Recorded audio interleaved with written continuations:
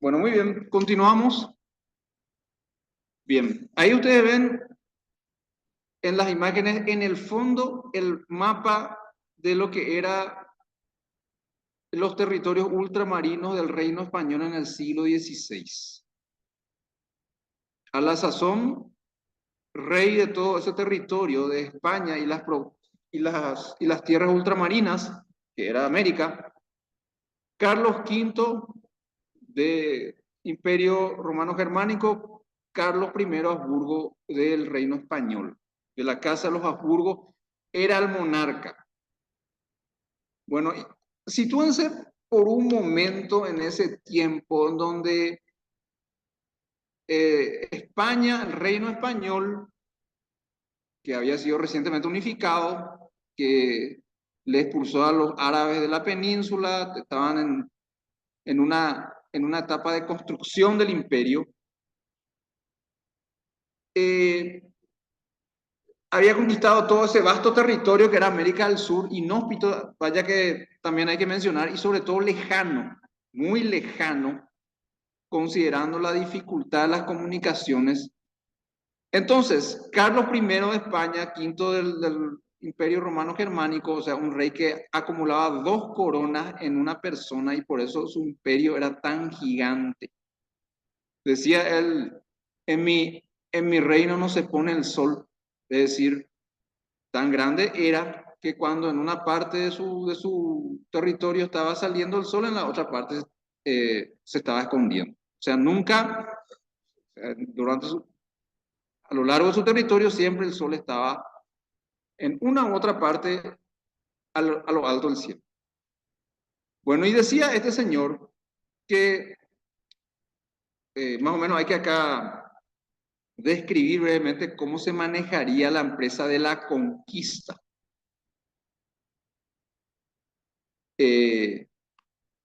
Y la conquista más bien estaba estipulada a través de capitulaciones, donde se le otorgaban a ciertas personas de confianza al rey en la empresa de conquistar el territorio para la corona.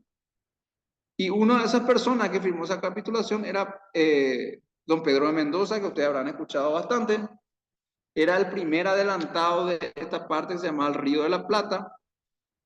Y ustedes también ya habrán someramente siquiera visto que por qué era el interés de España ingresar por esta parte del territorio, o sea, bajar el continente hasta el río de del río de la Plata e ingresar por ahí hasta remontar los ríos internos para tratar de ir a la mitad del continente. Y porque siempre se decía y porque Alejo García trajo el chisme de que ahí había oro. Que ciertamente lo había, ¿verdad? Pero bueno, ese era el propósito en un comienzo de ingresar por estas tierras. Bueno, lo cierto y lo que circunscribe al tema nuestro es que ya hemos señalado que era difícil la comunicación, que una bula, una real provisión, una real cédula, que era la manera en la cual el rey tomaba las decisiones dentro de su imperio, llegaba muy tarde. Imagínense, desde Madrid o de Valladolid hasta el territorio latinoamericano, demoraría a lo mejor como 3, 4 meses en venir en barco. No había comunicaciones a distancia, era la única manera de saber las cosas. Entonces, eso es una cuestión que tenemos que tener en cuenta. Otra cuestión que tenemos que tener en cuenta es que ¿por qué el rey era el que tenía que tomar todas las decisiones? Y porque así era la monarquía centralista y absolutista de la época.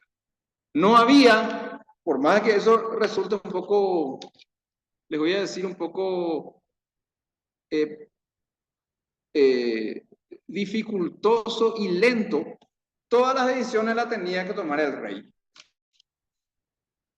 Y consecuentemente, para evitar que si es que uno de los adelantados falleciese y este adelantado no hubiese designado sucesor, reitero, dos supuestos: fallezca el adelantado y cuando fallezca no se hubiese anticipadamente designado, no hubiese este adelantado designado quién le iba a suceder, quién es su hombre iba a ser el adelantado.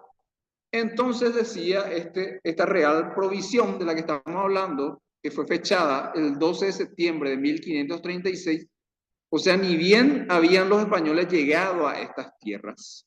Decía entonces de que se le mande a preguntar al pueblo esa decisión.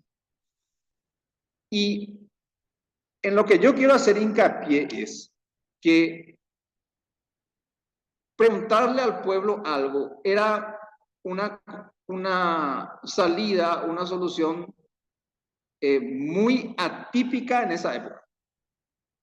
No olviden, estamos en plena época del absolutismo monárquico. Había democracias, perdón, había monarquías absolutas. ¿Qué quiere decir la monarquía absoluta? Que el rey toma todas las decisiones y nadie está por encima del rey. O sea, estamos nosotros con ese modelo en la antípoda de la democracia. O sea, todo lo contrario a la democracia. Al pueblo no se le consultaba nada, nunca. Si bien hubo algún atisbo de democracia en la Edad Media en España, eso se había perdido con el tiempo. Pero vaya que acá, ante la dificultad de las comunicaciones, como estamos diciendo, y anteponiendo al carácter absoluto del rey una cuestión de practicidad, es que se ha establecido en esta real cédula que se le pregunte al rey, perdón, que se le pregunte al pueblo quién iba a ser el sucesor del adelantado que hubiese fallecido y que no hubiese dejado sucesor. Bueno, entonces, esa es la razón por la cual hoy tenemos que hablar acá de la real cédula del 12 de septiembre de 1536. Entonces, más detalles respecto a esto que estamos explicando. En apretada síntesis, acá les transcribo parte de lo que dice esa real provisión. Decía la real cédula, si don Pedro de Mendoza no hubiese dejado lugarteniente, o sea, no lo hubiese designado en vida, o el que hubiere dejado fuese fallecido, su sucesor se murió, antes de que hubiese nombrado, mandamos que en tal caso y no otro alguno hagáis juntar a los pobladores y elijan por gobernador en nuestro nombre capitán general de aquella provincia, la persona que según Dios y sus conciencias pareciere más suficiente para el dicho cargo, lo cual mandamos se haga con toda paz y sin bullicio ni escándalo. Así decía el rey en esta real provisión que estamos hablando. Es decir, ¿por qué interesa esto a los efectos de la cuestión electoral? Porque era la primera apelación por ese tiempo en el continente sobre una solución democrática. Estamos hablando de preguntarle al pueblo algo. Es decir, una cuestión que para nuestra época, hoy nosotros que estamos muy acostumbrados ya a que la mayoría de las decisiones en una democracia se haga a través de consultas populares, para nosotros eso era común, ya es común hoy día, en esta época era un fenómeno totalmente atípico. Y por eso hay que mencionar como uno de los antecedentes más remotos en el Paraguay y en toda la región, hay que decirlo, de un documento que establece una elección democrática, o sea, una elección que pregunta algo al pueblo. Bueno, estaba entonces establecido eso en 1536 y la situación no se dio sino hasta 1558, cuando el que era gobernador de la provincia del Paraguay se murió, Gonzalo de Mendoza murió, no designó sucesor, consecuentemente tenía que darse operatividad a esta real provisión. Entonces, se convocó a los pueblecinos y pobladores de Asunción hasta 5 leguas de distancia y se fijó como fecha de elección en la cual el pueblo iría a votar el 25 de julio de ese año, de 1558, después de la misa. La costumbre era, a partir de este acto y en sucesivos actos, que todas las elecciones siempre se hagan frente a la catedral, frente a una iglesia. Ese acto del que estamos hablando, el 25 de julio, fue presidido por el obispo, por los alcaldes, por el escribano, y se congregaron en esa ocasión 350 ciudadanos y a través de un voto público, a través de un voto secreto, depositado en sobres, en una pequeña urna, eligieron los 350 ciudadanos. No hay datos si verdaderamente ese número fue el que concurrió, pero lo cierto es que se eligió por voluntad de los vecinos en esa ocasión a Francisco Ortiz de Vergara, que fue el nuevo gobernador del Paraguay, de la provincia del Paraguay, hasta su muerte, porque eran cargos vitalicios. Bueno, esta elección que estamos hablando se hizo con registro de identidad del votante, había una multa para la persona que no votaba, se votaba con papeletas y en secreto, y se realizó un escrutinio público ante escribano después de la elección. O sea, por muy curioso que les resulte a ustedes, en pleno siglo XVI ya se hizo una elección más o menos parecido a como realizamos hoy en el siglo XX, siglo XXI. Algo, es digno reiterar esto, muy atípico, muy curioso para esa época en donde nada se le preguntaba al pueblo, en donde se tenía por natural que el rey tome todas las decisiones, y cosas como esta que estamos describiendo nunca habían pasado. Es por eso que el 25 de julio es el Día de la Democracia en el Paraguay, porque fue la primera elección democrática que se hizo en este contexto que estamos describiendo. ¿Por qué decimos este contexto? Porque, bueno, acá no hay ningún reconocimiento todavía de que el pueblo es el titular del poder. Para que esa idea ingrese dentro del imaginario de la filosofía política y de las disposiciones, posteriormente las disposiciones legales, tenía todavía que pasar algún tiempo. Pero, no obstante eso, siempre es digno mencionar entonces como el primer fenómeno electoral que se hizo no solamente en el Paraguay, sino en toda la región. Bien. Proseguimos entonces, después de haber visto este primer antecedente. Vamos con otro segundo antecedente, también en la época de la colonia, digno de mencionar a los efectos electorales, que es la Real Ordenanza de septiembre de 1541. 16 de septiembre de 1541. Bueno, el Cabildo se instaló a través de esta ordenanza, la hizo Domingo Martínez de Irala, que a la sazón era gobernador. ¿Y por qué emitió esta ordenanza? Para cuidar del gobierno de la ciudad de Asunción. Acá ustedes tienen que, no tienen que perder de vista que cómo se origina, cómo se funda Asunción. Ya les había yo señalado que los españoles ingresaron por ese territorio en búsqueda del oro. Y lo que venían eran soldados combatientes para hacer frente a los indígenas hostiles de la región. Y había diferentes parcialidades, muchos de ellos bastante guerreros, como por ejemplo no recuerdo el nombre de la parcialidad que estaba, pero en la primera fundación de Buenos Aires, que justamente lo hizo don Pedro Mendoza en 1536, fundó Buenos Aires ahí en la bahía de lo que hoy es la bahía de Buenos Aires, y con el tiempo ese fuerte se perdió porque los indígenas eran muy hostiles. No se volvió a fundar sino en 1580 nuevamente Buenos Aires, por gente que vino acá de la provincia, de lo que era la provincia del Paraguay en ese entonces. Bueno, en Paraguay, o sea, la bahía de Asunción, sí, los indígenas eran bastante más apacibles, y Asunción comienza, igual que Buenos Aires, y que igual que todas las que fueron luego ciudades, comienza como un fuerte militar. O sea, era un puesto de avanzada para conquistar a los indígenas estas tierras. O sea, inicia como un fuerte militar. Y cuando avanza el tiempo y se estabiliza y como diríamos, se consolida la posición del Imperio Español acá, ya esos fuertes militares comienzan a estabilizarse, comienzan a crecer y a formarse como ciudades.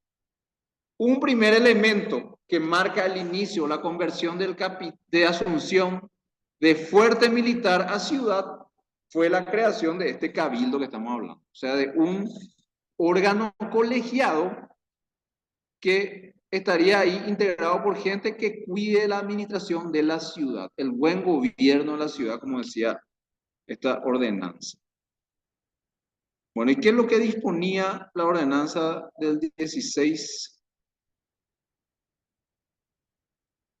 de diciembre de 1541? También establecía una regla para elegir a la gente que lo iba a integrar. Y se establecía que esa gente iba a ser electa por el pueblo. O sea, también constituía una salida democrática para elegir a los vecinos que iban a ser los, vamos a decir, los concejales, lo que hoy conocemos como el nombre de concejales, que en esa época se llamaban regidores, que iban a integrar este órgano colegiado, que iba a propender a la buena administración de la ciudad. E iba a ser electo de la siguiente manera. Así más o menos acá está transcrito lo que dice esa ordenanza. Se convoca a los vecinos por voz y son de campana a una reunión para pedirles y requerirles que elijan y nombren 2 electores, los cuales juren en forma pública que elegirán 10 personas de las que viven en esta ciudad. Esto está diciendo toda esta ordenanza que estamos hablando. Los 2 electores que van a ser votados de viva voz tenían que introducir los nombres de 10 candidatos en un cántaro o vasija. Tan chica, con una boca pequeña, así mismo está describiendo la ordenanza, con una boca pequeña, de tal suerte que solamente entre la mano de un niño menor de edad, un niño sin malicia, decía. Y este niño era el que tendría que extraer de esos 10 nombres que están puestos en la vasija, 5. Y estos 5, elegidos al azar, iban a ser los primeros regidores de la ciudad de Asunción. Bueno, y después de que salieron los 5, que eran los electos, se quitaban los nombres de los otros 10 para que no haya ningún tipo de duda de quiénes verdaderamente fueron elegidos y quiénes no. Bueno, entonces están viendo ustedes que este segundo antecedente es una mezcla de elección, vamos a decir, democrática, porque en realidad esos 2 electores elegían en un primer momento, elegían 10 personas de los que viven en la ciudad. Esa es una parte democrática, y segunda parte, la segunda parte es totalmente a la suerte, al azar, sacar de esos 10, 5 que iban a ser los regidores. Y vaya que, bueno, a pesar de que era un poco una parte de la democrática y no del todo, era el mecanismo que establecía esta Real Ordenanza de 1541, y en virtud de la cual se eligieron los primeros regidores de la ciudad de Asunción. Lógicamente estamos hablando de que las personas que fueron electas eran españoles. Bueno, ¿y qué pasó con este mecanismo que estamos describiendo? Acá está, ahí vemos en la foto del fondo, en la imagen del fondo, el Cabildo, un edificio que ustedes ya seguramente habrán visto, habrán visitado muchos también. Y era un edificio de la época de la colonia, ya bastante restaurado hoy día. Y fue ahí donde se dio cita, se sentó su sede, el Cabildo. Y bueno, este mecanismo rigió hasta 1596. ¿Qué pasó después? Y se desnaturalizó. Los regidores salientes después dictaban una ordenanza a partir de la cual disponían de que ellos nomás ya podían elegir a sus sucesores. Es decir, con el tiempo, este mecanismo bastante auspicioso se desnaturalizó desde el momento en que se le dejó verdaderamente de preguntar al pueblo quién iban a ser los regidores, quiénes iban a ser los concejales. Entonces los capitanes de la conquista fueron los primeros y le dijimos,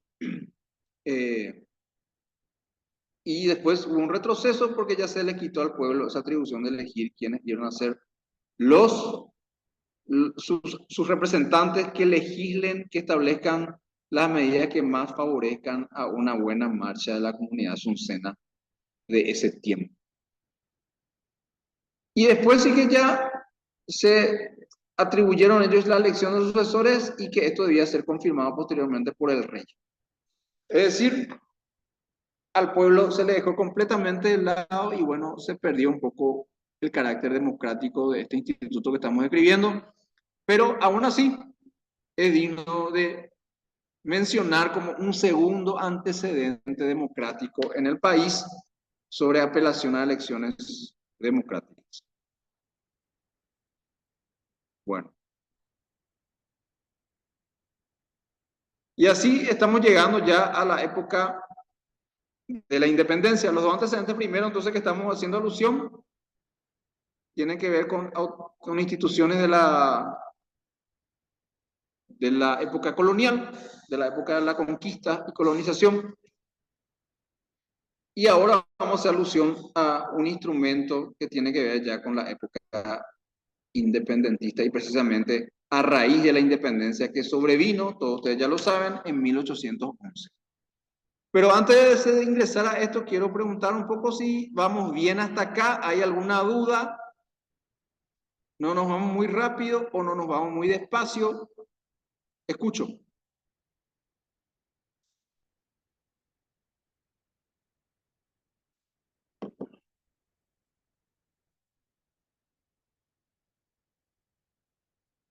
Bueno, muy bien. Continuamos entonces. Bien. Primer Congreso Ciudadano de 1811. Ahí ustedes le ven a los próceres de mayo. Bueno, gracias, Lidia. Dilia.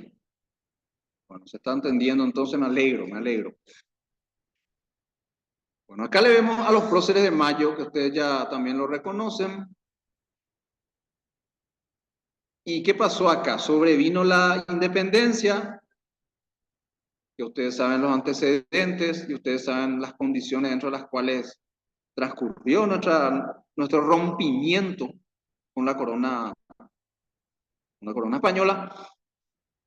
Y bueno, dado esa situación, los revolucionarios tenían que tomar una decisión de cómo íbamos a gobernarnos a partir de ese momento.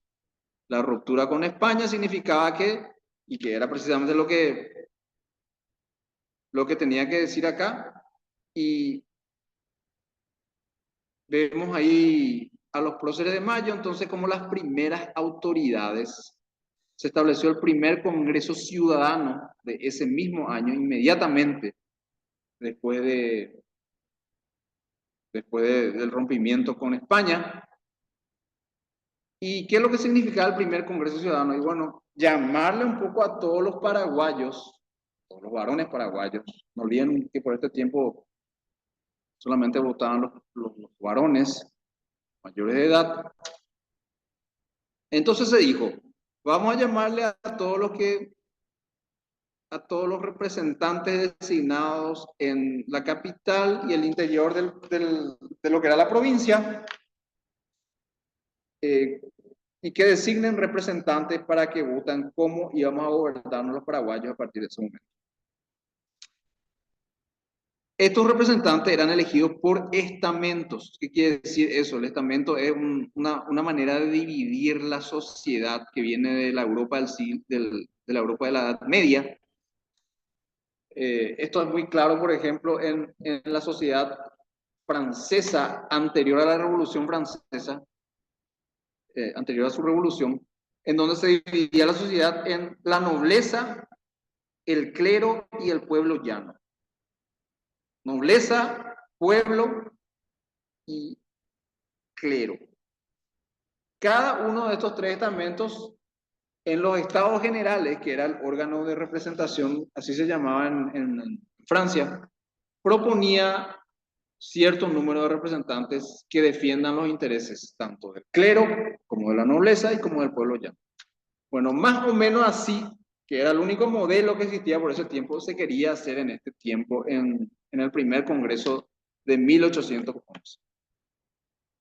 O sea, representante de los comerciantes, representante de los ganaderos, representante de los que tienen profesión en la ciudad y en las villas. Así querían integrar ese primer congreso para que se discuta ahí cuál iba a ser el futuro del Paraguay. Y dentro de ese futuro, lo más inmediato es decir cómo iban a gobernarse.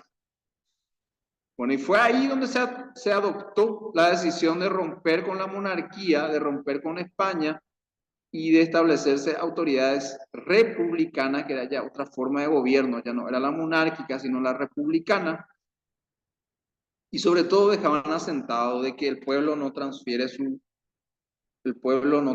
soberanía, el pueblo paraguayo en este caso, sino que la conserva para sí. Eso significa, en otras palabras, dejar de obedecer las decisiones de España. Pero no era solo el problema con España acá. El gran tema era que Buenos Aires, la que también se había independizado, quería anexionar a la provincia del Paraguay.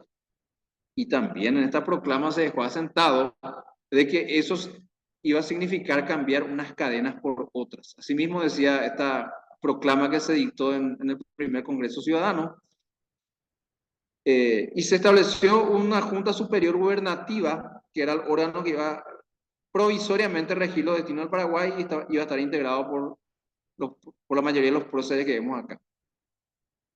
Entonces, la primera gran decisión acá fue independizarse no solamente de España, sino también hacer valer la decisión paraguaya a la Junta de Buenos Aires de que nosotros también queríamos ser independientes. Bien. Y acá vemos la alusión en esta imagen que vemos a la representación estamental, que era también ya objeto de burla en Europa. En este dibujo que vemos, ahí vemos los representantes de la nobleza, que es la persona que tiene la levita azul, el clero, que es el monje que vemos ahí en negro, y el pueblo que está tirado en el piso, y que más o menos describía que siempre los que se beneficiaban de este modelo eran los primeros dos, y el pueblo era el que salía perjudicado. Allí atrás se ve la Bastilla, que era la cárcel de París en ese tiempo, que constituye un símbolo de la Revolución Francesa. Bueno, se dictó un segundo congreso en 1813, de las cuales transcribimos algunas de las fracciones. Dice: todos los ciudadanos de cualquier estado, clase o condición que sean. Bueno, acá lo que hay que recordar es que este congreso de 1813 establecía la voluntad del pueblo paraguayo de que tenga representantes, de que gobiernen los representantes en nombre del pueblo, y que estos representantes, el número de estos representantes, estén establecidos de acuerdo a la cantidad de población y habitantes que haya en la provincia. Y eso significa la primera alusión a una clave de representación, así se llama. O sea, la clave de representación es el concepto que describe cuántos representantes va a haber de acuerdo al número de habitantes de un estado. Era un concepto demasiado nuevo por ese tiempo, pero ya podemos ver pergeñado en este documento de 1813 sobre establecer de que primeramente, y al contrario de como acontece en la época de Carlos I, los paraguayos somos los que tenemos el poder. Es el primer concepto de una república. El poder deviene del pueblo, y quienes gobiernan no son sino sus representantes. O sea, esto significa en materia de idea un rompimiento con todo lo que se sostenía antes. Entonces no solamente significa cortar cadenas con España y eventualmente también con Buenos Aires, sino asentar de que a partir de acá vamos a regirnos por un nuevo modelo en donde la titularidad del poder reside en el pueblo. Bien. Entonces, como dice ahí, esto supone una clave representación de acuerdo al número de habitantes.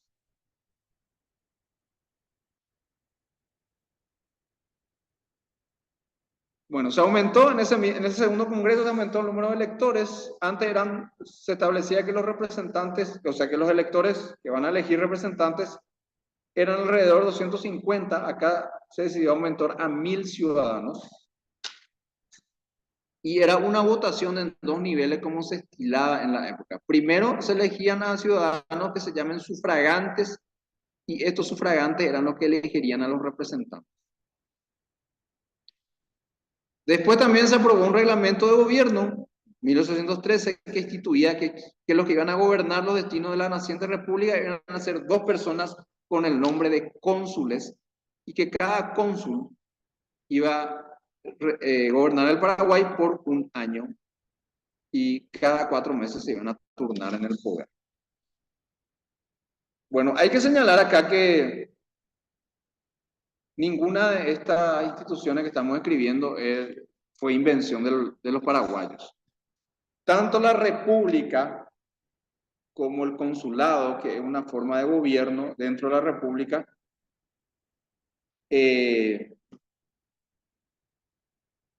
vienen o son de origen romano. No es invención de los paraguayos ni de los argentinos, viene de Roma. Y se quiso implementar acá en Paraguay. Así como la república fue extrapolada como intento de gobierno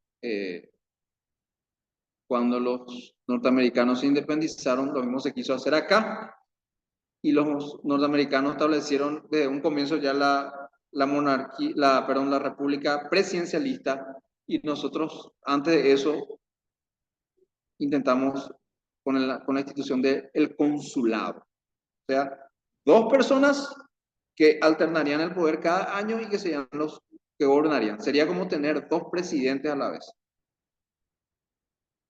Bueno, este reglamento de gobierno constituía ya un documento que establecía cómo iba a gobernarse el Paraguay a partir de ahí y cómo iban a ser elegidos estas autoridades. Por eso es importante, y también por eso hacemos alusión al reglamento de gobierno, que es el que emanó de este segundo congreso de 1813. O sea, un documento que establecía que el pueblo tenía que elegir representantes, cuántos tenían que ser estos números de electores que elegían y cuáles eran las autoridades que iban a ser electas y por cuánto tiempo. Claro, son cuestiones que hoy día, palabras más, palabras menos, son lo que establecen las leyes electorales de las repúblicas de nuestra época. Por eso es un antecedente muy importante de mencionar el reglamento de gobierno de 1813. Seguimos entonces.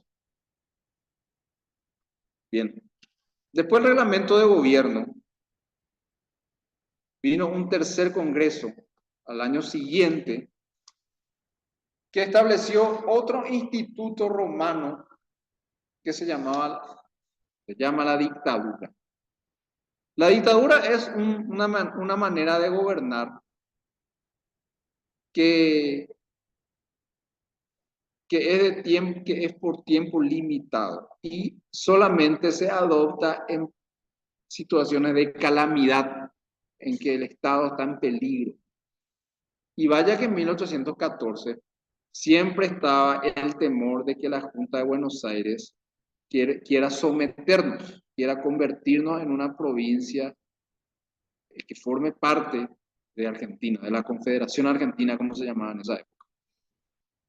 Ese era un riesgo cierto, un riesgo que estaba ahí, no tan latente, sino que cada vez era más evidente. Entonces, ¿qué decían los paraguayos en este tercer congreso? Tomar una forma de gobierno que permita que una persona tenga todo el poder, que no se esté consultando cada tanto al pueblo quién iba a ser gobernante, sino que una persona se encuentre ejercitando el poder por un tiempo más prolongado, que iba a ser inicialmente de 5 años, y que tome todas las decisiones gravitantes para evitar que los argentinos se nos vengan encima.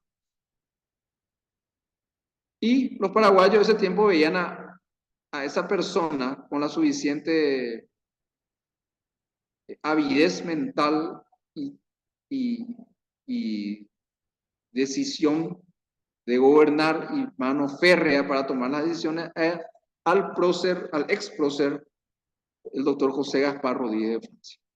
Entonces, en ese tercer congreso se tomó la decisión de establecer que él sería el dictador del Paraguay, pero ojo que iba a ser por solamente 5 años. Por eso dice, se resuelve entonces que se le atribuye la suma de todo el poder. Era como ser nuevamente Carlos I, o sea, era como ser un rey nuevamente. Se le da todo el poder para que él, en una situación de calamidad en la cual se encontraba, o sea, en realidad no era una situación de calamidad presente, sino era una expectativa de que se nos vengan los argentinos encima. Pero eso bastó para que adoptemos la institución de la dictadura. Aparte de eso, este tercer congreso también estableció de que esos 1000 sufragantes se mantenían y que solamente votarían los hombres casados y solteros mayores de 23 años, y se les excluía a todas las personas que no manifiesten una adhesión a la causa independentista del Paraguay. Tampoco podían votar los eclesiásticos porque se consideraba que los eclesiásticos, más que devoción al naciente Estado paraguayo, se debían más a la Iglesia de Roma. Entonces por eso no se le dio a ellos el derecho de voto. Bueno, ¿y qué pasó? Después de los 5 años, el Congreso decidió darle ya a Rodríguez de Francia el carácter de dictador supremo con carácter vitalicio. Es decir, ahí se desnaturalizó el modelo republicano que estaba naciendo a partir de 1811. Y claro que sí, porque al pueblo se le quita el poder de decidir quién iba a ser su gobernante. El Congreso, este Congreso que se reunió en 1814, o sea, integrado por gente mayormente leal a Rodríguez de Francia, sobre todo la gente del interior, decidió darle la suma de poder a él, y él mismo los convenció para que, primeramente, carácter provisorio, y 5 años después ya se le dio con carácter definitivo, y vaya que fue así, porque Rodríguez de Francia estuvo en el poder hasta 1840, año en que falleció.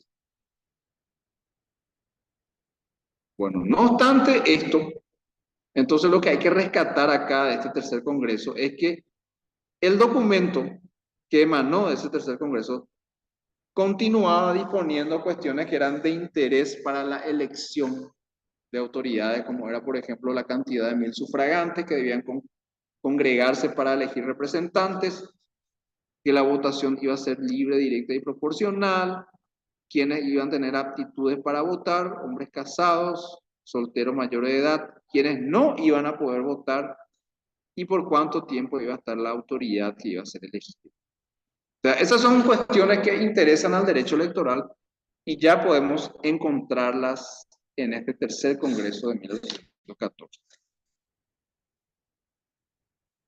Bien, proseguimos entonces. ¿Qué pasó después de que murió Rodríguez de Francia? A ver, si avanzamos.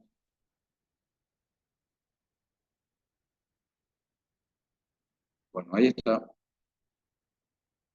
Murió Rodríguez de Francia, entonces se vuelve 1844, no, antes de eso, perdón, murió en 1840, ¿verdad? Y se restablece el consulado. En primer término se le vuelve a elegir, se forma creo que un teniente coronel, no recuerdo el apellido, se hace cargo del gobierno temporalmente, se convoca y se le elige como cónsules a Carlos Antonio López y Mariano Roque Alonso. Después de ese tiempo, para 1844 presenta un proyecto de reglamento de gobierno diferente. Carlos Antonio López, que era un instruido abogado, uno de los pocos que había en ese tiempo, donde establece un modelo republicano presidencialista. Es decir, la dirección del Estado le iba a corresponder a una persona denominada como presidente de la República y su poder iba a estar contrabalanceado por un Congreso integrado por diputados y senadores, y ambos tendrían una elección separada, y bueno, eso significaba ya una república, volver a la república. Ese proyecto fue admitido, y no solo eso, sino que el propio Carlos Antonio López se postuló como presidente de la república y fue el primer presidente electo que iba a gobernar por un plazo de 10 años. ¿Y cómo se elegiría al Congreso? Y decía simplemente el artículo primero de esa norma en la forma hasta aquí acostumbrada. Es decir, al Congreso siempre lo venía eligiendo el denominado presidente de la República, o el ejecutivo, el que ejecutaba las leyes. Y de acuerdo con esto, entonces significaba que tanto el presidente como el Congreso se elegían recíprocamente, algo que fue muy cuestionado por doctrinario de la época, entre ellos Juan Bautista Alberdi, que, que vio en esta decisión de esta ley de administración de la República del Paraguay, así se llamaba, un modelo que no era precisamente republicano.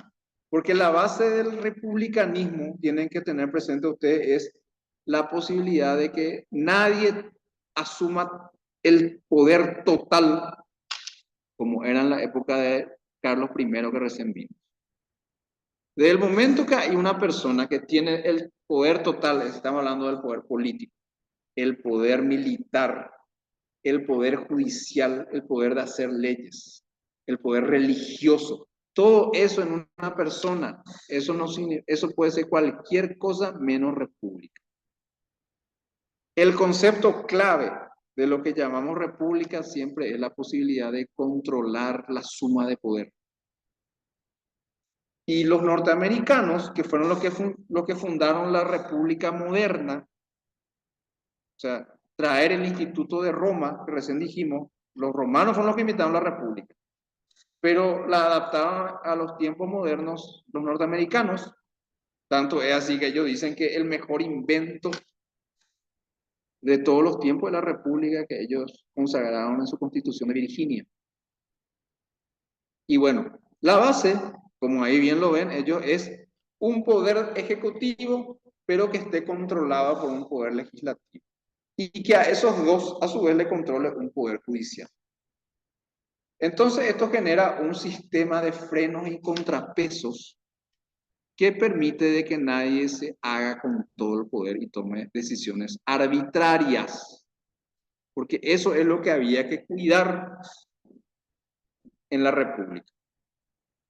Proteger al ciudadano, el que no integra al gobierno, el ciudadano de a pie, que no esté sometido a decisiones arbitrarias del monarca de turno. Algo que era tan común durante las monarquías absolutistas, la república era una salida para evitar eso. Y fue el modelo que propuso Carlos Antonio López. Y que triunfó, y fue el primer presidente constitucional, fue electo, fue proclamado el 16 de marzo de 1844, y estuvo por 10 años en su primer mandato.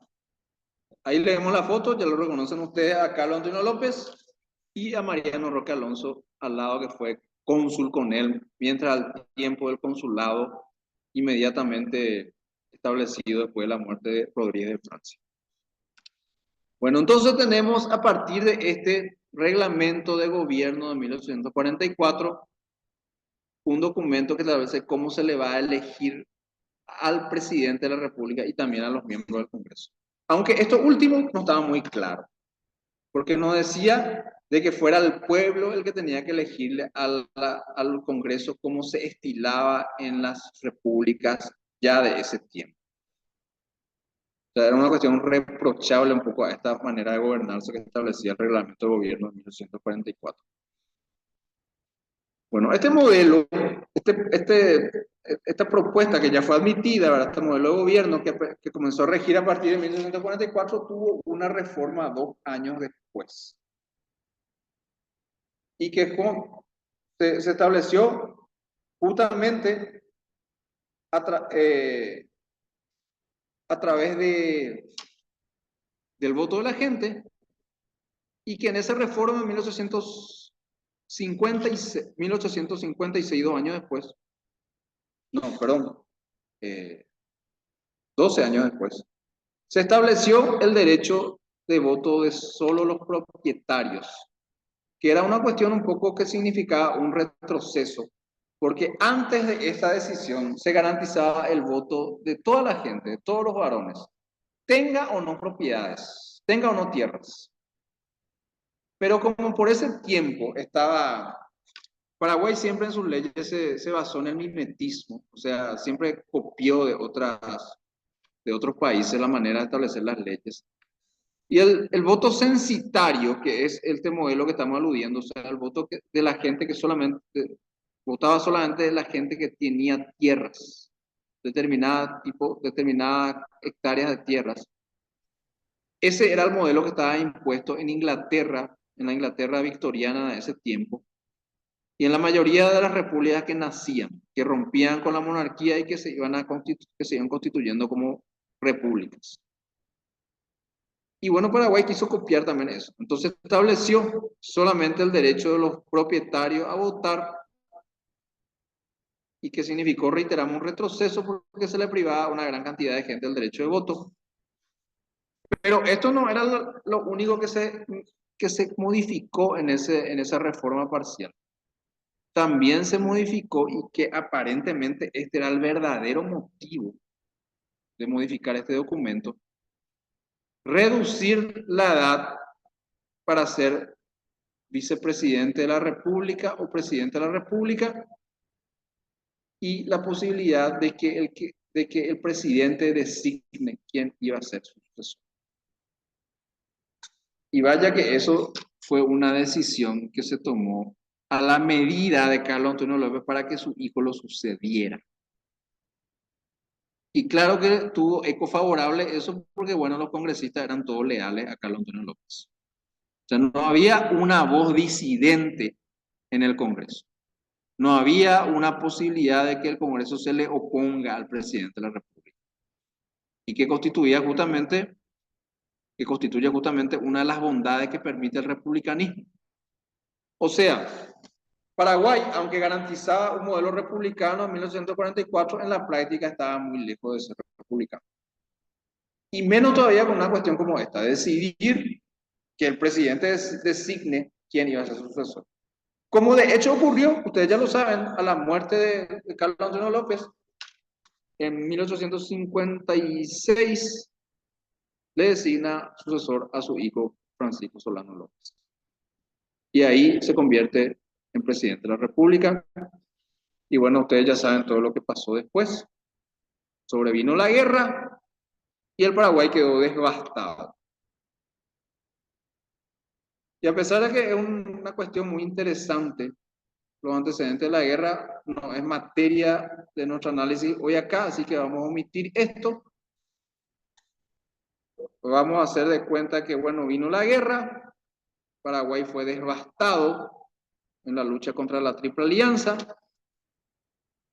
ganaron la guerra naturalmente ellos, y bueno, Paraguay diezmado tenía que reconstruirse de sus cenizas. Y ustedes ya un poco más, un poco menos sabrán los antecedentes de por qué Paraguay no fue totalmente aniquilado. O sea, había un interés del Brasil de que Paraguay subsista como república independiente, pero por supuesto que esa república y esas autoridades serían cuidadosamente, las decisiones de esas autoridades serían cuidadosamente controladas por los vencedores.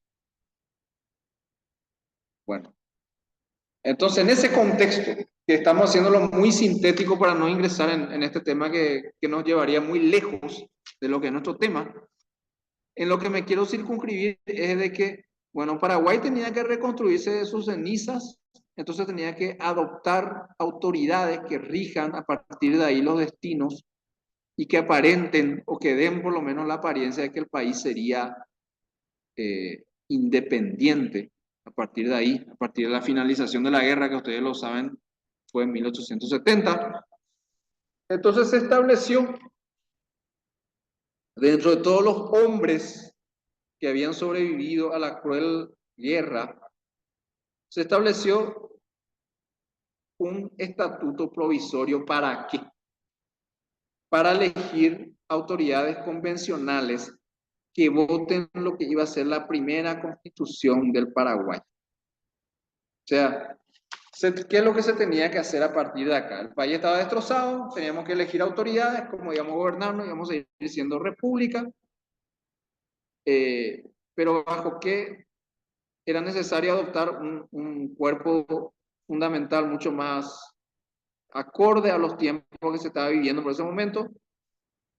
Y bueno, para votar esa constitución, como ya lo tenía Argentina, que lo hizo en 1853, como ya tenía Brasil, como tenían otros países, Paraguay también quería tener su propia constitución y bueno, se tenía que votar esa constitución.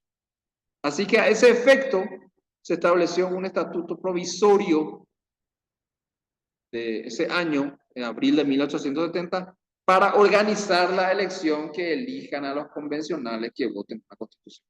Ustedes saben, más o menos, para aquellos que ignoran un tanto, hacer una constitución es un proceso no difícil, no fácil. Significa que el pueblo elige quiénes van a ser los convencionales, los ciudadanos convencionales, y esta gente es la que se va a reunir en nombre de la ciudadanía y va a discutir qué se pone en la Constitución. Bueno, ese era el objetivo en este momento. Votar a esos ciudadanos que iban a decidir cómo iban a gobernarse el Paraguay a partir de ese momento. Entonces, algunas de las decisiones importantes que establece este estatuto provisorio. Divide Asunción en 3 secciones electorales: la Encarnación, San Roque y la Catedral. O sea, establece circunscripciones para votar en base a las 3 parroquias más importantes de la ciudad. También se establece la confección de un registro de ciudadanos provisorio siempre, y se establece un plazo de 15 días para que la gente se inscriba. O sea, era bastante rápido esto. No olviden ustedes que acá estaba instalado en Asunción y en todo el país el ejército brasileño, y que cuidadosamente estaba controlando y ordenando que se avance en ese sentido de dotar de autoridades al Paraguay. Entonces se ordena formar juntas provisorias que iban a estar integradas por el juez de paz y 2 vecinos de la ciudad, elegidos por el Tribunal Superior de Justicia, que era el órgano judicial de la época, y que iban a ser esta gente, iban a inscribir a los ciudadanos que iban a votar por los convencionales. Se entendía que ya era ciudadano en edad de votar aquel paraguayo mayor de 17 años, que no estuviese privado del voto. Después también este estatuto establecía algunas disposiciones como prohibir la inscripción de nombres supuestos o de personas que no fuesen ciudadanos o que se incurran en algún engaño, falsear los datos. Todo eso estaba previsto en este estatuto que, reitero, era bastante escueto porque estábamos en una situación de emergencia. A la persona que engañase sobre sus datos se establecía inclusive penas de multa o arresto, inclusive porque se trataba de un acto que tenía que ser realizado prontamente y sobre todo dentro de la más absoluta veracidad. Bueno, ahí vemos las imágenes de las catedrales de la época en torno a los cuales se establecieron las primeras circunscripciones de la ciudad de Asunción. Una Cuestión que hasta ahora se ve en la ley electoral. La ley electoral vigente, que es del año 96, 1996, habla de las parroquias. Bueno, esa división viene justamente de esta época. Bueno, avancemos. Bueno, acá una imagen de la ciudad de Asunción de ese momento que estamos describiendo. Ahí vemos al fondo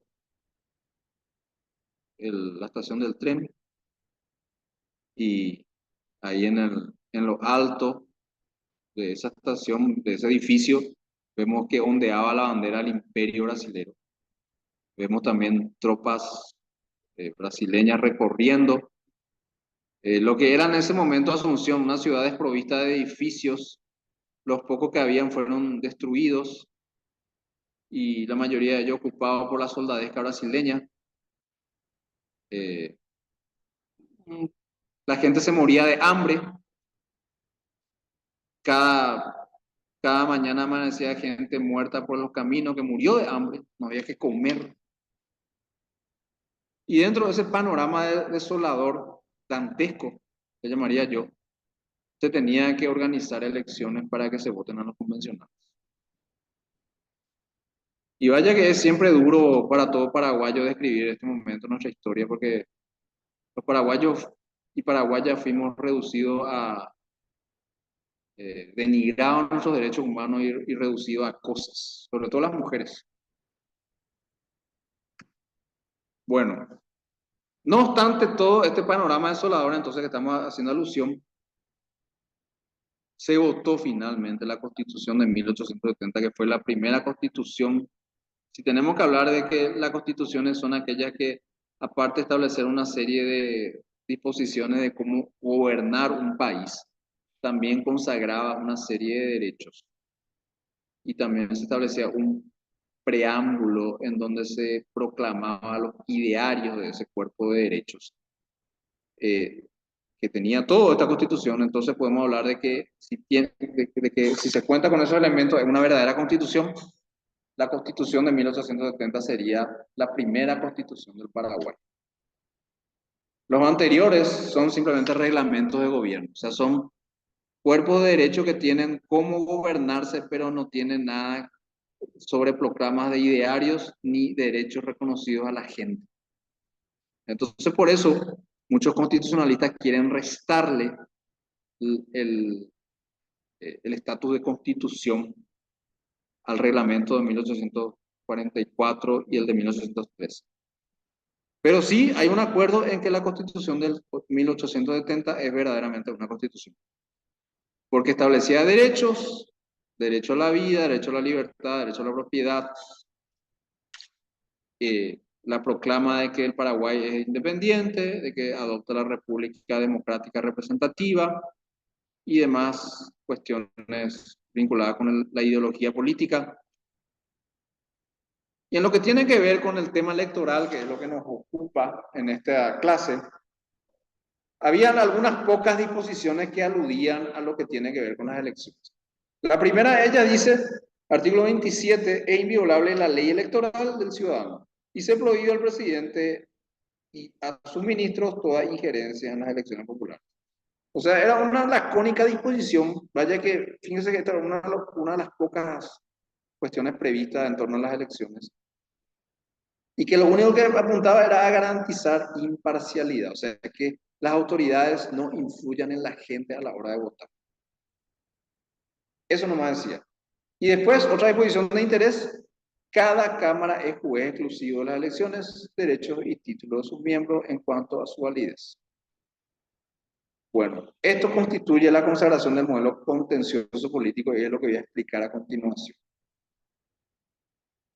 Hay que partir de la base de que ya dijimos nosotros que con Carlos Antonio López comienza un modelo republicano en donde va a haber un presidente de la República y va a haber un Congreso que le contrabalancee a ese discurso. Aunque no estaba muy claro quiénes iban, no estaba expresamente establecido que ese Congreso sería electo por la gente. Esta Constitución que estamos hablando sí ya establecía eso.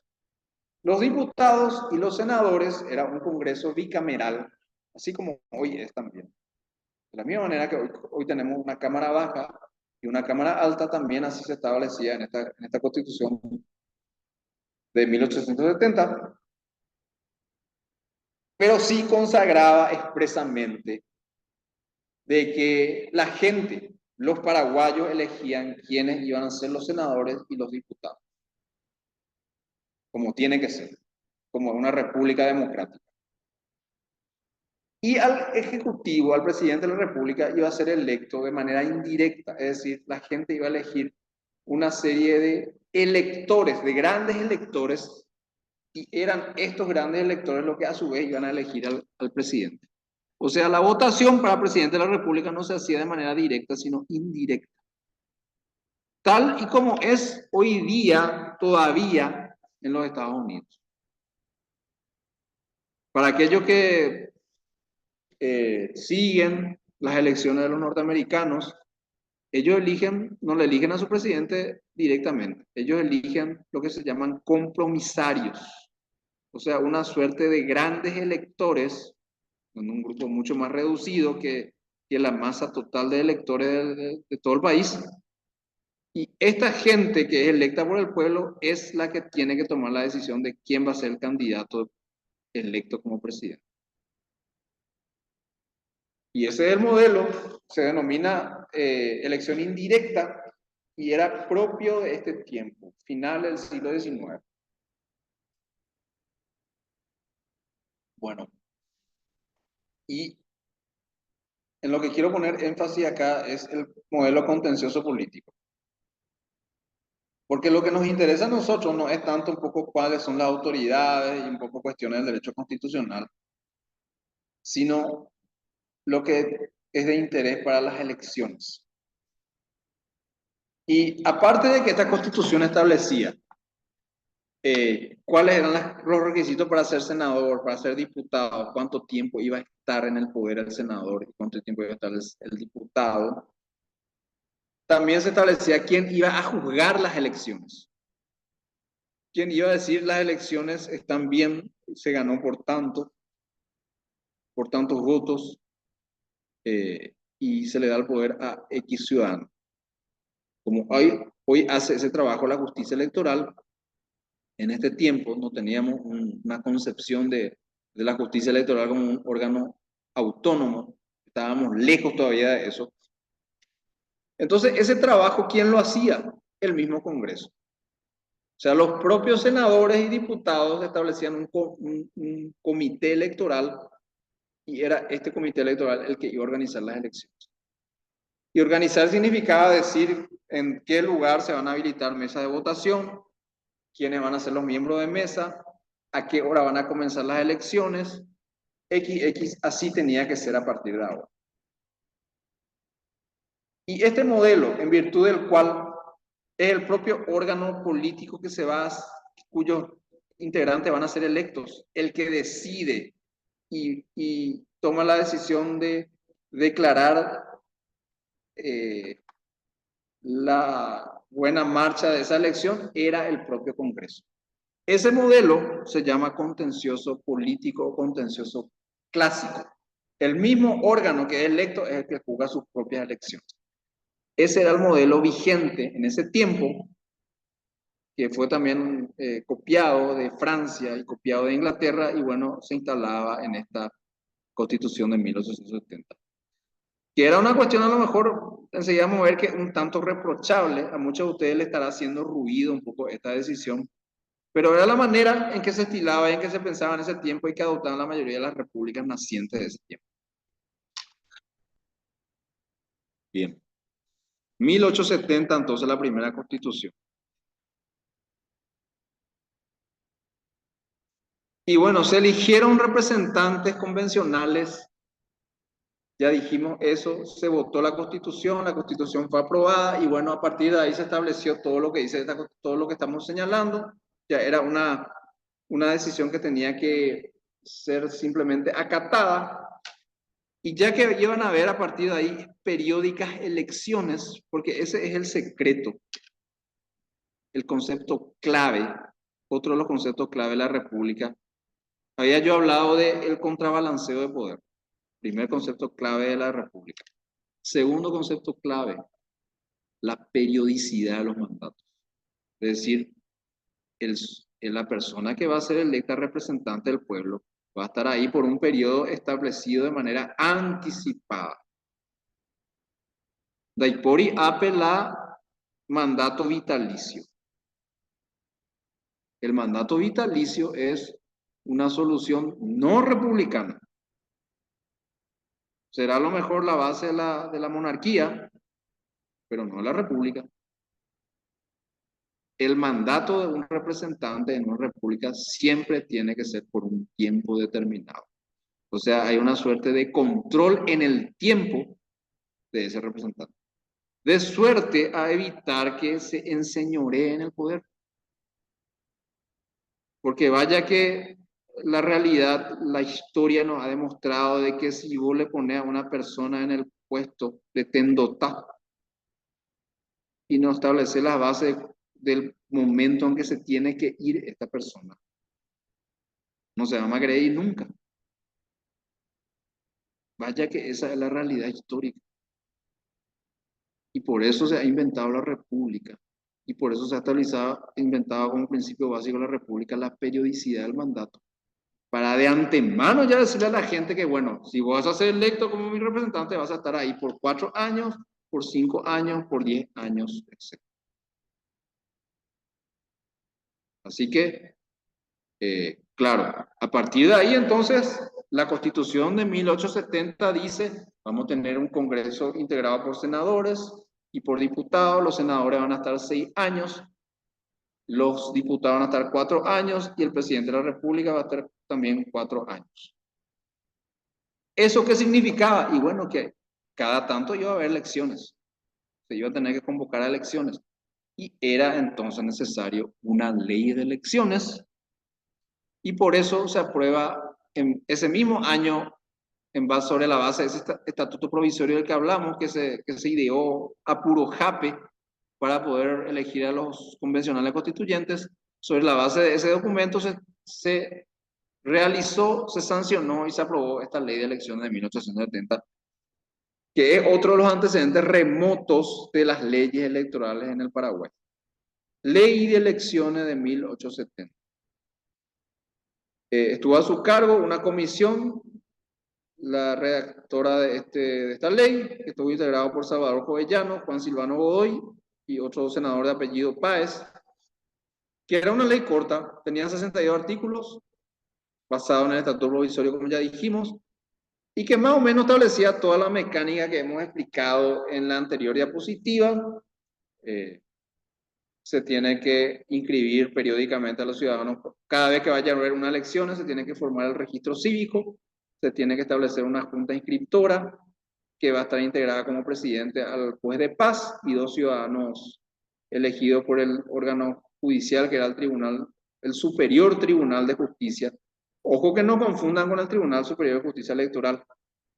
Ya señalamos nosotros de que en esta época, estamos hablando de finales del siglo XIX, el poder electoral, o sea, un órgano abocado al juzgamiento de elecciones, era algo que era todavía no conocido, era impensable esto, estaba en forma muy embrionaria. Así que bueno, el que sería la Corte Suprema de Justicia de la actualidad era el que proponía a los otros 2 ciudadanos que iban a estar en la junta inscriptora.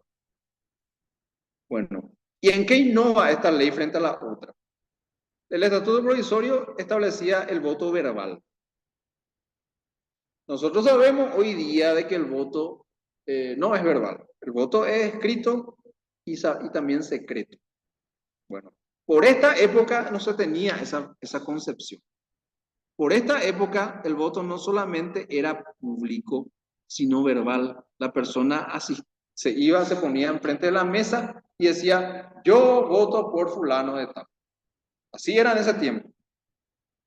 Después nomás es que se estableció para proteger al propio ciudadano la costumbre o la garantía, se estableció en las leyes, la garantía de que el voto tiene que ser, o sea, puede ser secreto, o sea, tiene que ser establecido en un sobre, tiene que ser votado en un sobre que garantice que nadie sepa el sentido del voto del ciudadano a no ser que él quiera contar, y que se tendría que depositar en una urna.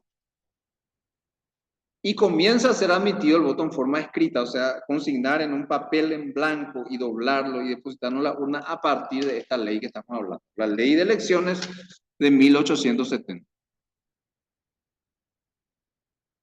Bueno, otra de las características de su misión no estaba consagrado, sino de modo indirecto, al facultar que el presidente de mesa rechace aquellos votos que no sean personalmente presentados. O sea, la persona que va a votar siempre tiene que comparecer por sí a ejercer este acto. No valía el voto por mandato, vamos a decir. O sea, yo le mando a mi hermana en un sobre, lo doy a mi hermana y que se vaya mi hermano, porque el voto mujer no estaba todavía admitido. Yo le doy a mi vecino o le doy a mi amigo o a mi hermano, que también es mayor de edad, y que él se vaya a votar por mi nombre. No, eso no estaba admitido en este modelo. Bueno, y esto no significa sino ir de a poco configurando las características del sufragio tal y como lo conocemos hoy día. Bueno, y finalmente, esta ley establece también que las decisiones que se tengan que tomar en la mesa receptora de votos, que todavía no se llamaba así, tenga que ser por mayoría de votos. O sea, si están de acuerdo dos de los tres miembros, ya se debía tomar una decisión. Bien, 1870 entonces, a la cual le sucedió una ley de elecciones municipales de 1871, que también mencionamos, al solo efecto de mencionar acá, de que era una ley breve, 47 artículos, que aumentó los distritos en Asunción para votar, ya no eran 3, sino eran 6. Estableció que las elecciones se tenían que hacer el último domingo de noviembre del año que tenían que elegirse autoridades, o sea que fenecía un mandato, y se estableció la edad para ser electo concejal o autoridad municipal tan solo 22 años. Y también la renovación por mitad de los concejales, es decir, si los concejales estaban integrados, póngale por 10 personas, o sea, 5 tenían que dejar el cargo a mitad del periodo para que entren los suplentes. Eso quiere decir renovación por mitades y se establece en varias democracias, inclusive para autoridades del Congreso. Bien. Esto fue una ley que se estableció al año siguiente, en 1871. Bueno, y acá vemos la ley de 1911, que es otro de los antecedentes que se estableció durante el gobierno del presidente Liberato Marcial Rojas. Que, dicho sea de paso, fue una época muy turbulenta en el Paraguay. El presidente electo, después de la deposición del teniente coronel Albino Jara, sube Liberato Rojas y quiso pacificar el país, pero vaya que le costó bastante porque tenía no solamente en contra a la gente del Partido Colorado, porque era liberal, sino también a gente de su mismo partido. Y es más, también se generó un conflicto con la República Argentina, que también significó un estado de posible guerra con Argentina en ese momento. O sea, iba ahí la cuadra en esta época para Liberato Marcial Rojas. Pero dentro de todo eso, estableció una ley de amnistía, o sea, una ley que pacifica un poco el revanchismo que existían ya entre las facciones. No olviden ustedes que estamos hablando del año 1911. Ya los dos partidos principales, los dos partidos centenarios del Paraguay, la Asociación Nacional Republicana y el Centro Democrático ya se habían constituido, ya funcionaban como partidos desde 1887. Y bueno, había mucha rivalidad entre ellos, pero también había rivalidad interna en cada uno sobre todo los liberales que eran gobierno en ese momento, entre los cívicos y los radicales. Bueno, ¿y qué es lo que hizo Liberato Rojas? Sancionó una nueva ley electoral para tratar de dar un poco reglas claras en la competencia y que no haya tanto recurso al golpe de Estado como hizo Albino Jara, como hicieron otras gentes. Eh, entonces, ¿qué es lo que hace Liberato Rojas con su ley de 1911? Recompone las ciudades, hace una nueva división de las ciudades en 20 distritos y secciones electorales. Cada una de ellas elegiría un senador y un diputado en la campaña, y acá en la ciudad un distrito elegiría un senador y, perdón, un diputado y dos senadores. Cada dos un senador, así establecía el artículo cuarto. También se establece que el registro cívico a partir de ahí ya no va a ser ad hoc como venía siendo, o sea que para cada elección se forma un registro cívico, que era la costumbre de la época. Si no se estableció ya el carácter permanente, el registro cívico debía ser permanente, ya debería quedar ahí para todas las elecciones venideras y que simplemente iba a ser depurado cada cierto tiempo, sacando la gente que falleció, sacando la gente que se fue del país, sacando la gente que a lo mejor está presa con condena y no puede ir a votar, pero el registro ya adquiría carácter permanente, tal y como es hoy día. Hoy día, ya en nuestro tiempo, ya no existe registros electorales ad hoc. Ad hoc quiere decir que se constituye para un acto. Ad hoc es una frase latina. Para un acto específico se constituye. O sea, va a haber una elección, se tiene que formar el registro cívico de la gente que va a votar en esa elección. Y vaya que era una cuestión que con el tiempo fue viéndose notablemente inconveniente. Entonces se tomó la decisión de copiar, como eran los anteriores en los otros países, que eso ya se haga de carácter permanente. Bueno, y otra de las cuestiones que establece esta ley que es digna de resaltar es que se votaba ya con la libreta cívica. Se estableció un documento que debía aportar el votante y que sin ese documento no podía votar, que era la famosa, por mucho tiempo, libreta cívica, que vemos ahí en la foto. Bueno, en realidad, esa foto que vemos ahí es una libreta cívica argentina. Ahí dice República Argentina. No conseguí yo foto de una libreta cívica paraguaya de 1911.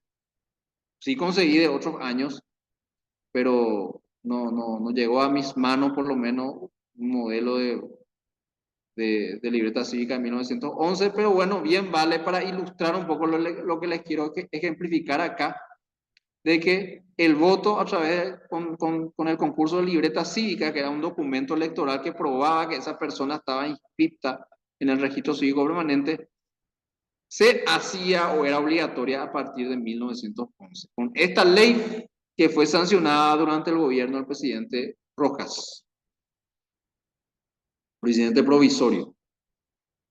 También se reitera en esta ley el carácter individual del voto, o sea, no hay posibilidad de que una persona tenga más votos que otros, o sea, el peso de un votante tenga más que otro. Se obliga al elector a presentar la libreta cívica, ya lo dijimos. Y otras disposiciones que hoy se ven también y que para este tiempo eran novedosas. Por ejemplo, ahí está resaltado el deber de permitir al empleado bajo dependencia ejercer su derecho al voto. O sea, a partir de esta ley también se establece, se introduce como una norma que era susceptible de exigirse a todo empleador. O sea, el empleador le tenía que dar permiso a su empleado para que se vaya a votar. La obligación del juez de paz de mantener abierto su despacho por si haya algún reclamo. Y vaya que sí habían reclamos en esta época. Yo que leí los periódicos de la época, una cuestión recurrente era la detención de la gente por cualquier caudillo. Vos sabías que un grupo que se iba caminando al atrio para votar no era de tu facción, entonces vos le detenías nomás. Y a raíz de esta perversa costumbre es que se estableció posteriormente, ya con esta ley, la prohibición, so pena de cárcel, de detener a las personas durante el acto de votación, salvo flagrancia. ¿Qué quiere decir? Bueno, flagrancia quiere decir un acto evidente que constituye delito. Bueno, en ese caso sí le puede detener. O sea, una persona que acabó de matarle a alguien, claro que se tiene que detener. Pero fuera de esta única excepción, no se le podía detener a nadie, porque detenerle a un ciudadano en pleno acto de votación significa un atropello a la democracia. Entonces, a partir de esta ley, una prohibición sancionable, inclusive con pena carcelaria, que se respeta hasta hoy día. Bien, ya estamos terminando, así que, bueno, acá algo más del gobierno de Liberato Rojas. Era una ley ya bastante más densa que las anteriores. ¿Por qué hablo? Cuando hablo de densidad, quiero decir que tiene muchos más artículos y se ocupa de cuestiones que antes las leyes anteriores, la ley de 1870, tanto el estatuto provisorio como la ley de elecciones de ese año, no se ocupaban, y esta ley sí. ¿Y por qué acontece eso? Y bueno, eso es una cuestión constante que van a ver en las futuras leyes que vamos a ir estudiando entre el día de hoy y de mañana, y también cuando veamos la normativa vigente.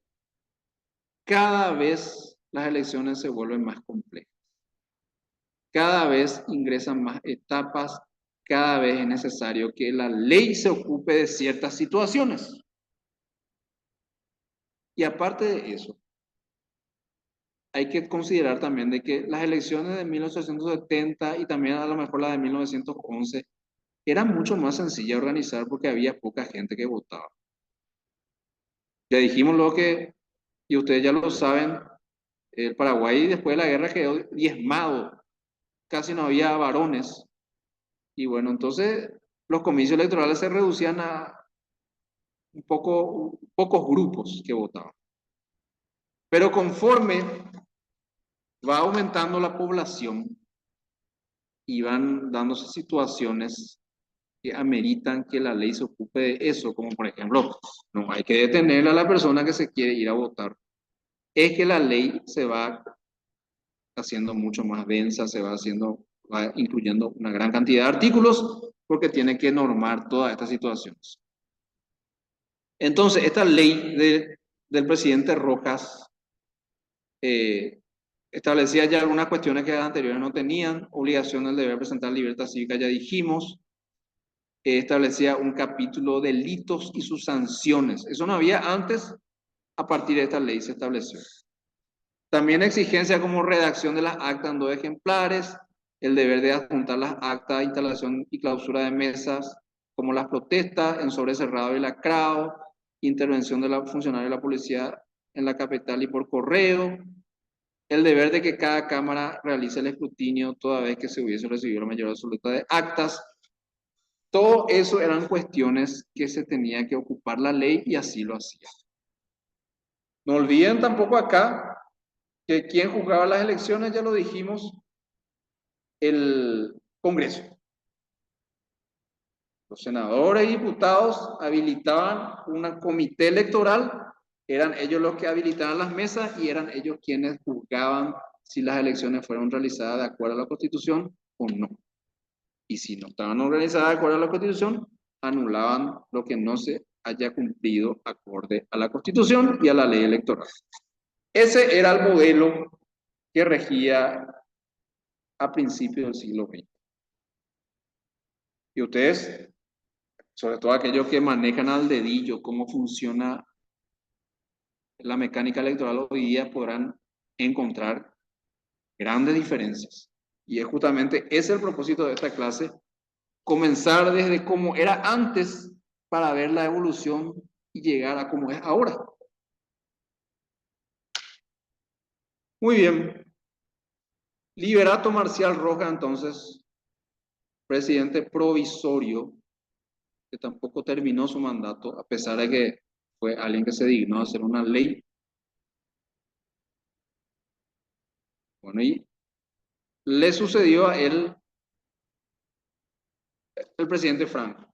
Manuel Franco, concepcionero, también de extracción liberal, que asumió nuevamente el compromiso de hacer un poco más competitivo el sistema electoral, sobre todo porque recibía reproches de la oposición colorada de que el modelo era excluyente. Y claro que era excluyente porque por ese tiempo funcionaba un sistema o un principio de reparto, se llamaba mayoritario, y que era el modelo que se implementaba en gran cantidad de países y que se reduce a esto. Vos ganás por un voto, te lleva a todos los cargos.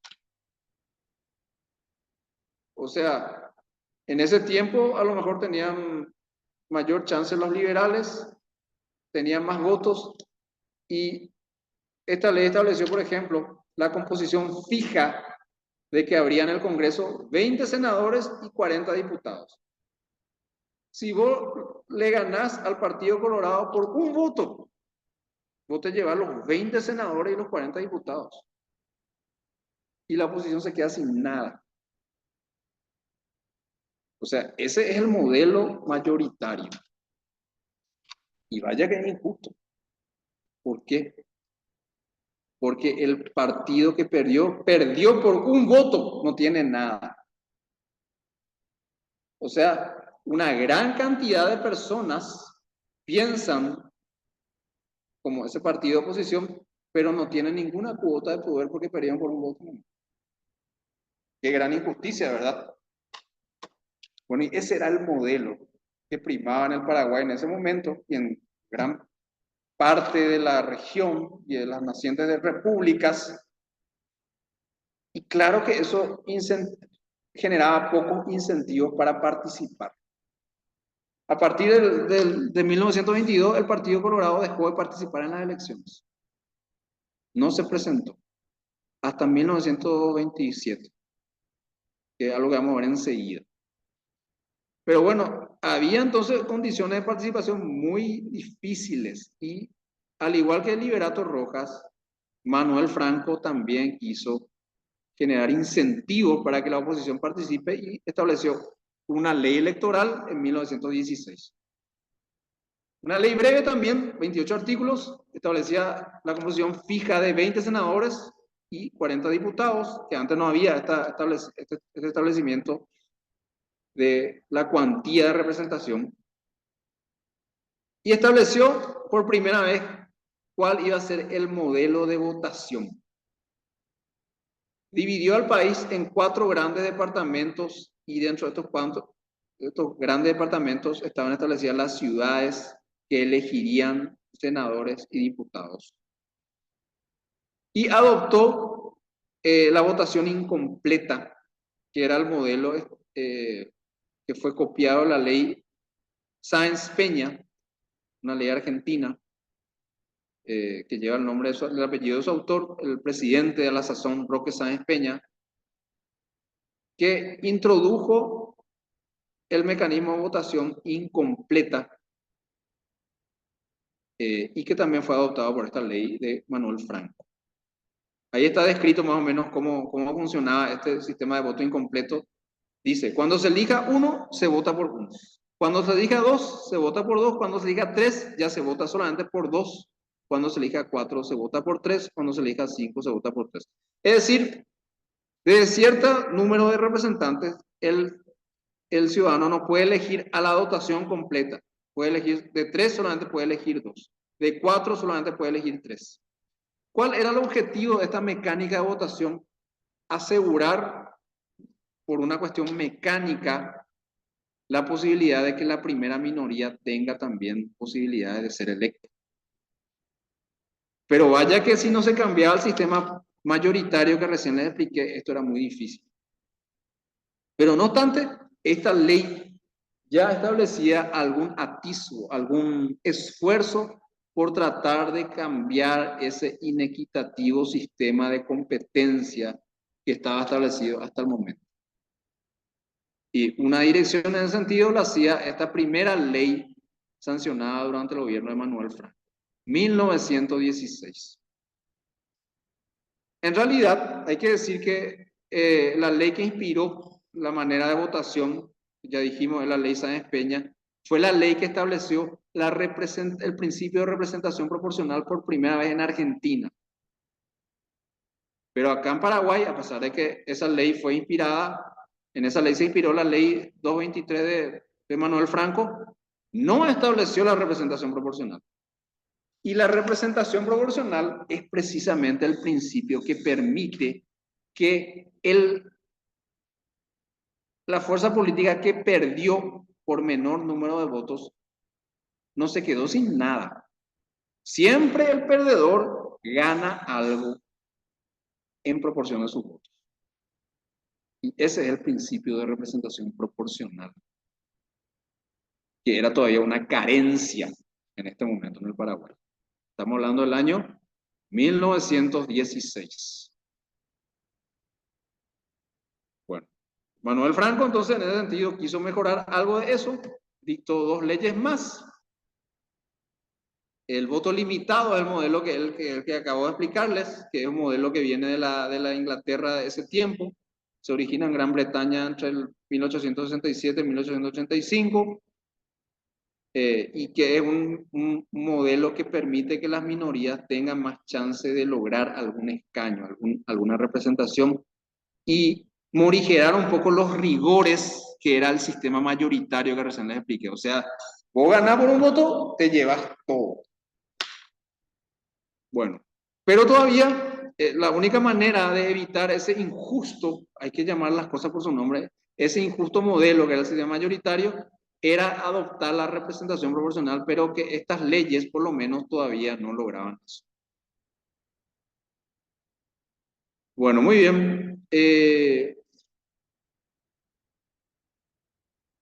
Manuel Franco entonces estableció dos leyes más con las cuales quiero explicar y cerrar la clase de hoy. Esto es lo que disponía la de Sáenz Peña,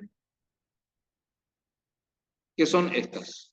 La ley 300 de 1918 y la ley 323 también de ese año.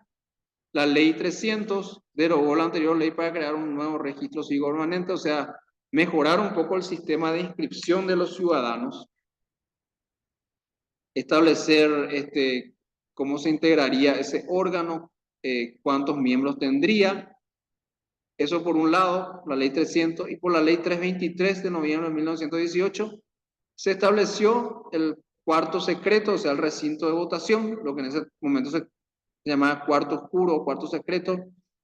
También se estableció que cada departamento debía elegir 10 convencionales y 40 electores para votar al presidente y vicepresidente de la República. No olviden acá que regía durante este tiempo la elección indirecta al presidente de la República.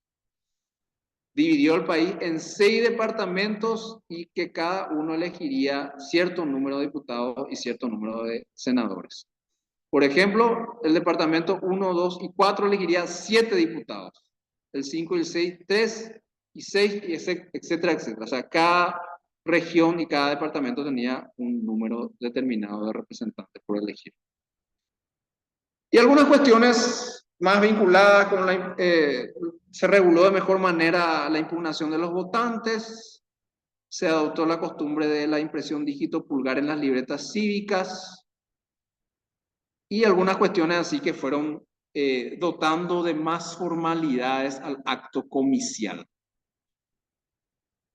Bueno, todavía faltaban muchas cuestiones por mejorarse, pero quiero llegar hasta acá en la clase de hoy. Mañana vamos a estudiar un poco el gobierno de Eligio Ayala, que fue otro presidente que también se preocupó de la cuestión electoral, de mejorar las reglas de competencia, y vamos a ver un poco qué propuso Eligio Ayala durante su gobierno, durante su gobierno que duró de 1924 a 1927. Bueno, hasta acá entonces la clase de hoy. Espero que haya sido provechosa para todos ustedes. Me quedo atento a alguna pregunta, alguna cuestión que no haya quedado clara, alguna sugerencia, alguna crítica. Muchas gracias.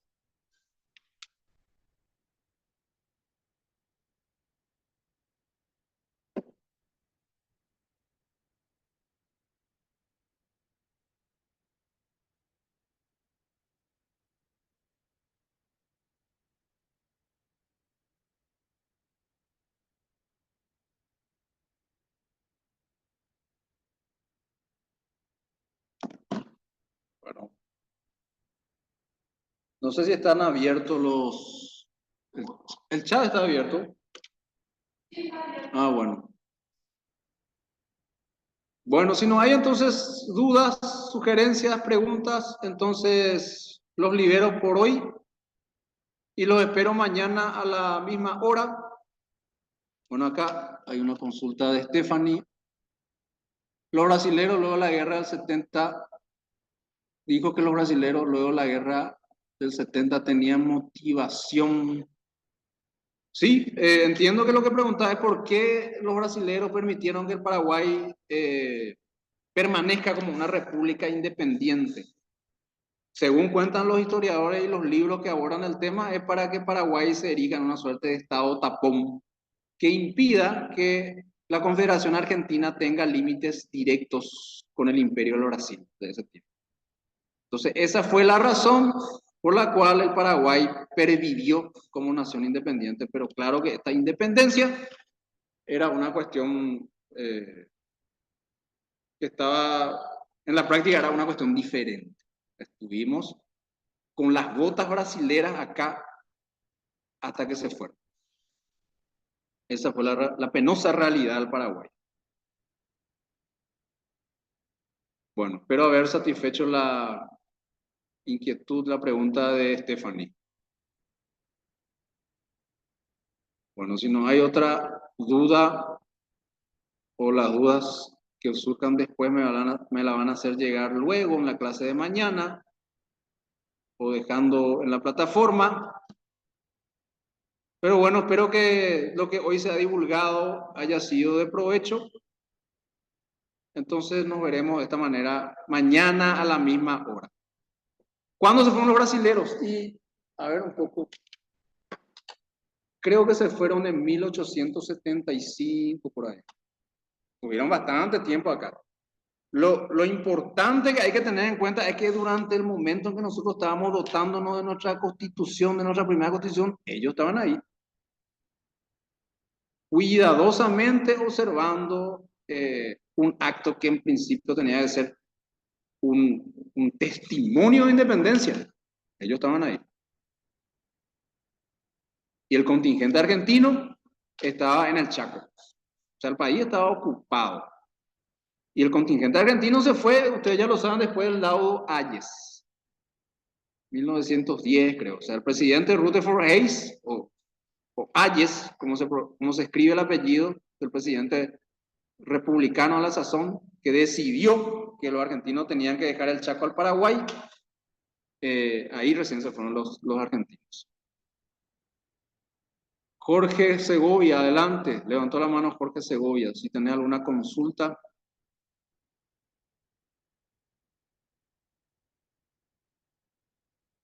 O se fue nomás el izamiento de la mano. Bueno, muy bien.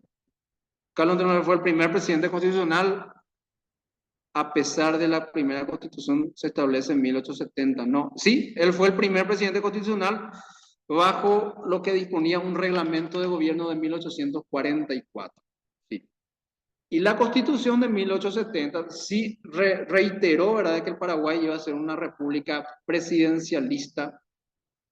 Y a partir de ahí el primer presidente que fue electo, creo que fue Rivarola. O sea, se eligió en realidad un triunvirato integrado por Loizaga, Rivarola y no sé, no recuerdo el tercero, y que después el primer presidente electo por el Congreso fue Rivarola. Bueno, muy bien. Ya estamos llegando al final de la hora entonces, y agradezco la... Si se puede compartir el PowerPoint, vamos a subir a la plataforma oportunamente para mañana, ya va a estar disponible esto para que puedan repasar lo que hoy se ha dado en clase. Bueno, muy bien. Y poco te dimos la clase. Agradezco la atención. Nos veremos mañana. Gracias.